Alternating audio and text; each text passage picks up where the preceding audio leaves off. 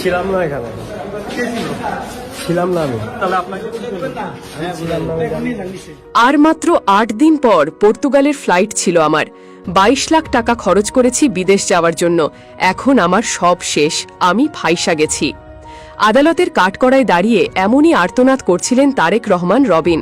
পুরান ঢাকার মিটফোর্ড হাসপাতালের সামনে প্রকাশ্যে ভাঙাড়ি ব্যবসায়ীকে প্রহার করে ও কংক্রিটের টুকরা দিয়ে আঘাত করে প্রাণ নিয়ে নেওয়ার ঘটনায় গ্রেপ্তার হওয়ার পর রবিন সাংবাদিকদের কাছে নিজের অসহায়তা প্রকাশ করেন।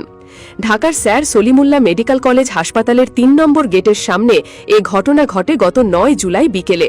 চলন্ত পথচারী ও হাসপাতালের রোগীর স্বজনদের চোখের সামনে কংক্রিটের খণ্ড দিয়ে প্রহার করা হয় মো সোহাগ ওরফে লালচাঁদকে। পরে নিথর দেহের ওপর উঠে লাফায় কয়েকজন। সেই ভয়াবহ দৃশ্যের ভিডিও সামাজিক যোগাযোগ মাধ্যমে ভাইরাল হলে দেশ জুড়ে নিন্দার ঝড় ওঠে। মামলা হয়েছে দুটি। একটিতে অভিযোগ সোহাগকে পরিকল্পিতভাবে প্রাণনাশ করে এলাকায় প্রভাব বিস্তারের চেষ্টা করছিল একটি চক্র। অন্যটি পুলিশের গড়া অস্ত্র মামলা। এখন পর্যন্ত ৫ জনকে গ্রেপ্তার করা হয়েছে। তাদের মধ্যে যুবদল, স্বেচ্ছাসেবক দল ও ছাত্রদলের ৫ জনকে বহিষ্কার করেছে বিএনপি। শনিবার ১২ জুলাই ঢাকার মেট্রোপলিটন ম্যাজিস্ট্রেট হাসিবুল্লাহ গিয়াসের আদালতে স্বীকারোক্তিমূলক জবানবন্দি দেন রবিন। আদালত থেকে বের হবার সময় সাংবাদিকরা বলেন, আমি ঘটনার সঙ্গে জড়িত না, কিন্তু সবাই আমাকে দোষী মনে করছে। বিদেশ যাওয়ার সব প্রস্তুতি শেষ ছিল, এখন জীবনের সব কিছু শেষ হয়ে গেছে। আম্মুরও ডায়াবেটিস ধরা পড়েছে, আমি আর কিছু বলতে চাই না। রবিনের কাছ থেকে একটি AK-47 উদ্ধার করার দাবি করেছে পুলিশ। পুলিশের উপপরিদর্শক মনির হোসেন জীবন আদালতে জানান, রবিনের বিরুদ্ধে থাকা মামলায় তদন্তের প্রয়োজনে জবানবন্দি রেকর্ড করা হয়েছে। জবানবন্দির শেষে রবিনকে কারাগারে পাঠানোর নির্দেশ দেন আদালত। এদিন একই মামলায় গ্রেপ্তার অপর আসামি টিটন গাজীকেও আদালতে হাজির করা হয়। তিনি বলেন, আমি শুধু ঘটনাস্থলে দাঁড়িয়েছিলাম।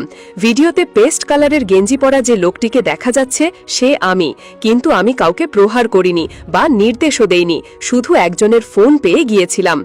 আদালত টিটনের আইনজীবীর খোঁজ নেন। তিনি জানান তার কোনো আইনজীবী নেই।